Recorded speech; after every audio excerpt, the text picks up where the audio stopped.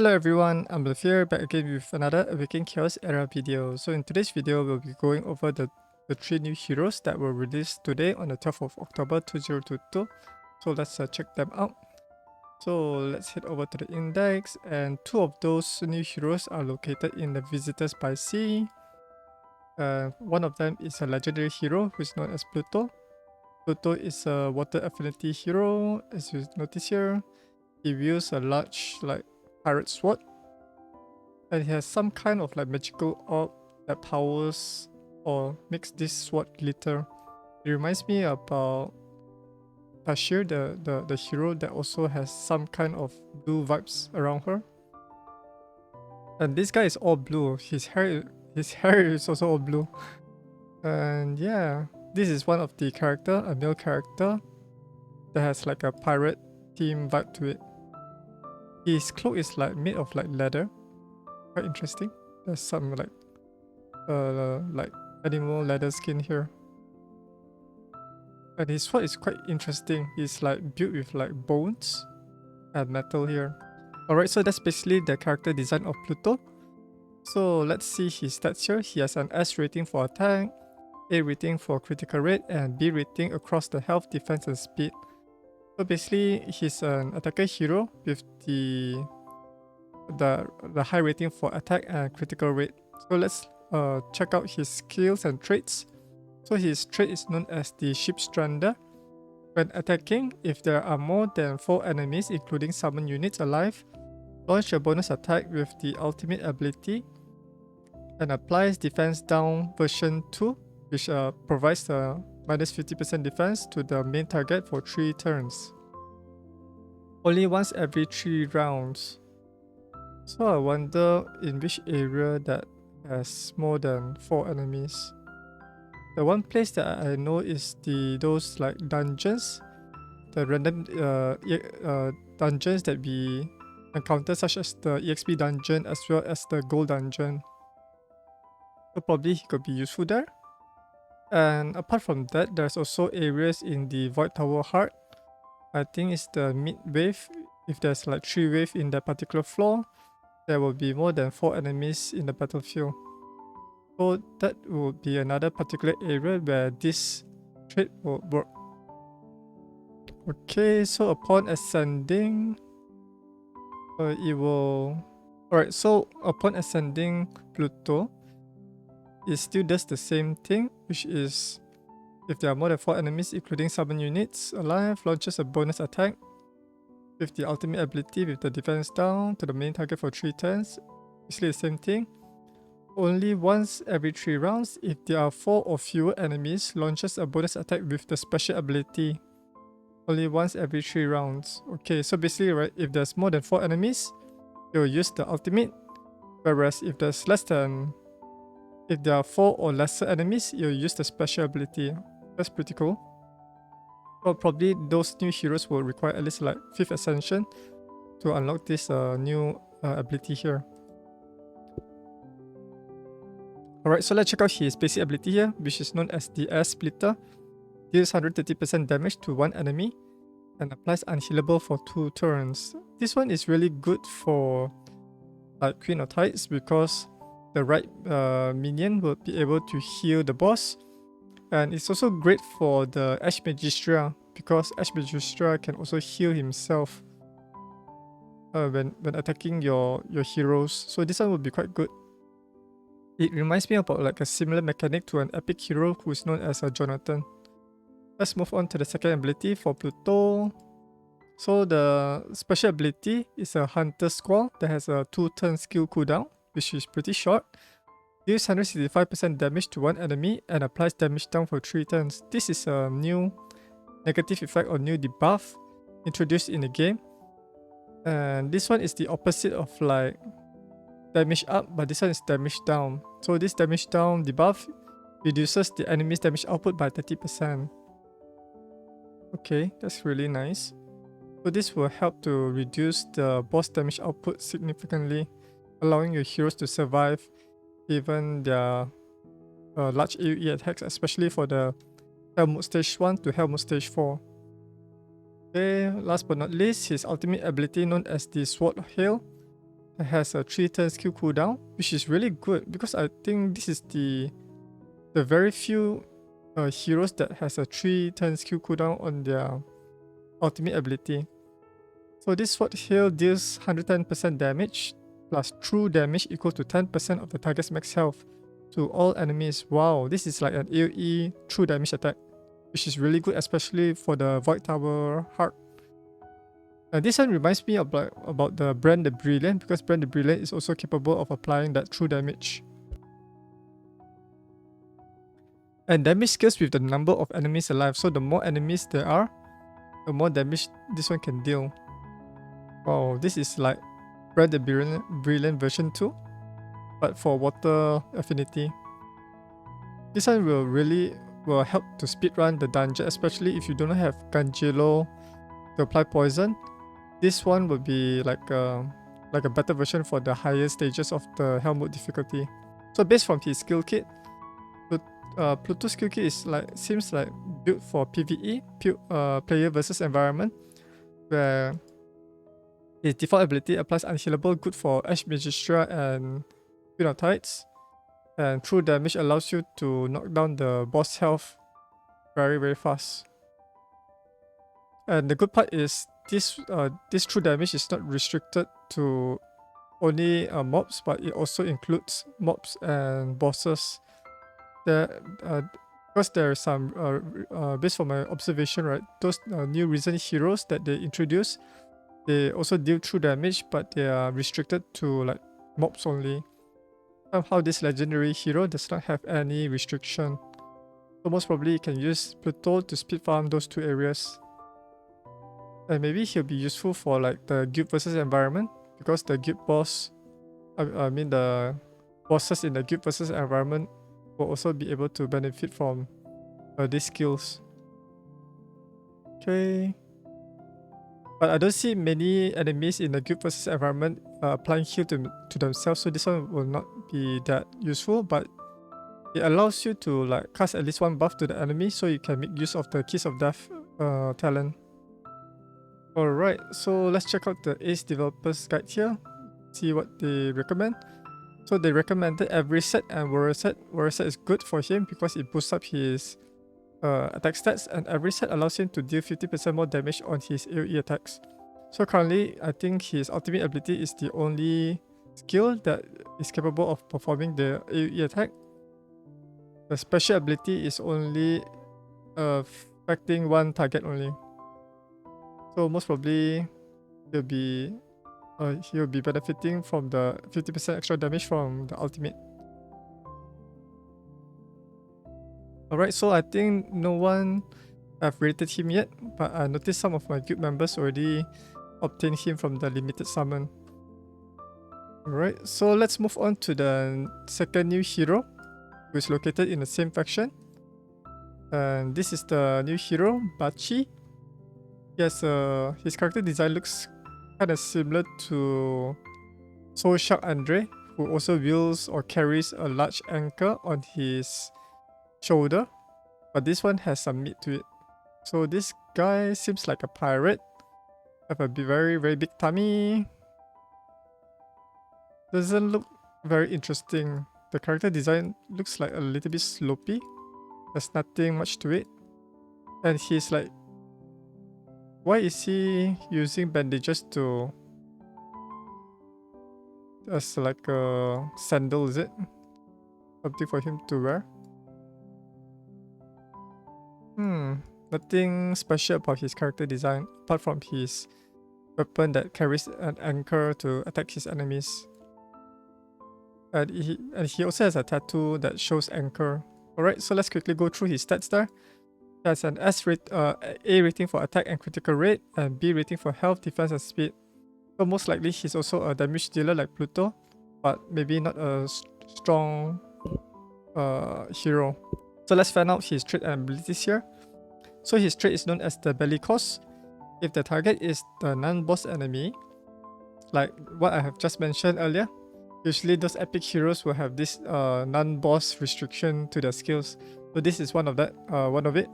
So if the target is the non-boss enemy with the highest health, launches a bonus attack with Roller Bomb up to 1 times per round. Okay. So upon ascending him, if the target is a non-boss enemy with the highest health, launches one bonus attack with the roller bomb, up to 1 time per round, and also gains a damage reduction for 2 turns at the start of the battle. So he's pretty squishy because usually damage dealers are pretty squishy, so they need some kind of like survival mechanic to allow them to survive the enemy nukes. So I wonder what is this roller bomb? Is it referring to this skill here? Okay. So this roller bomb is also a trait. Deals 80% damage to one enemy while ignoring 80% of the defense. Wow. Means he's a really great ignore defense. Maybe he's great against tanker. Maybe he can be used to take down Hecarim. Because Hecarim has a lot of defense stats. So maybe using Bachi against him would be a solution to it. So upon ascending him, he'll increase his ignore defense from 80% to 100%. So that means you like dealing true damage to the enemy. I wonder if this one will work in guild versus environment, because guild versus environment will the enemies there are all immune to true damage. So I don't think this one is true damage, but it ignores their defenses. Interesting. Okay, so it seems like he's a single target damage dealer here. So let's move on to his basic ability, which is known as the Wavebreaker. So this basic ability gains critical damage up for 2 turns and deals 110% damage to one enemy. Okay, and for his passive ability, Rage-A-Thon, when an enemy is killed, has a 100% chance to launch a bonus attack with roller bomb on the enemy with the highest health, up to 2 times per round.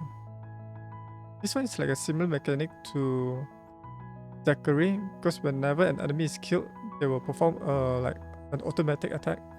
But for Bachi, right, his automatic attack is only a single target enemy, and this one targets the highest health. So most probably, if you were to, I'm not sure if it triggers multiple times if you kill multiple enemies at the same time. But this one is limited to 2 times per round. So if, let's say, assuming you defeat 2 enemies within the round, maybe not together, but maybe one at a time, then you can trigger Bachi's roller bomb twice. Maybe he will pair well with who? He'll pair well with Andre, because Andre can deal a high amount of damage. So Andre will defeat one enemy, Bachi reduce the enemy's health, then Andre can perform the finishing kill, then Bachi can come again to perform his attack. That'll be a great combo. Possibly it can be used in that manner. Or you can swap out Andre with someone else who can perform like multiple kill. Maybe like the wood guy. The wood guy, I think, is in the Sylvan Woodlands. Let's head over there. I think this guy will work well. Like this guy. Orky, yeah. This guy has a trait. I think his passive skill. Whenever he defeats an enemy, he'll gain a bonus turn and attack up. So each time Orky kills an enemy, then Bachi can like come in again, then reduce the enemy's health by maybe like 50% to make Orky to be able to nuke down the next enemy quickly. This could be a great combo as well. We'll need to play around with it. Okay, let's head over back. Okay, that is Bacchi Rage-A-Thon passive skill. Let's move on to the ultimate ability. So Bacchi ultimate ability is known as the Anchored Storm that has a 4-turn skill cooldown. Gains an attack up version 2, which provides 50% attack for 2 turns and deals 160% damage to one enemy. This one is not really interesting. Mostly it's all single target attacks. And this one boosts up his attack. If let's say if you already have a Windstrax or Brand, then this one would not really help much.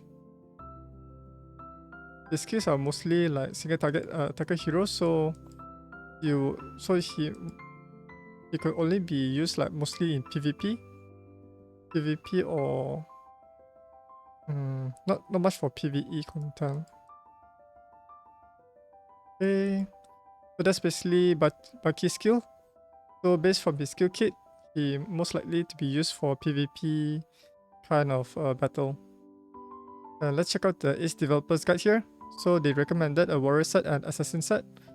So Warrior set provides an additional 15% attack, while Assassin set allows him to deal 50% extra damage, I think. Is it 50%? Or 50% chance to deal 35% more damage. Okay. So this one is, Assassin set is mostly used for joint attackers. So Bacchi, it could be one of it. Yeah. Yeah, I think Assassin set will be quite useful for him.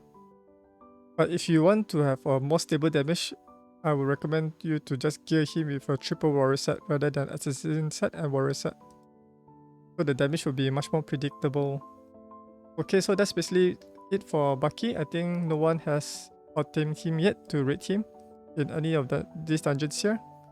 So let's move on to the last and final hero in the game that was introduced today. It's known as a Taliesin. I think he's located in the Soul Planets. No. Let's search for him.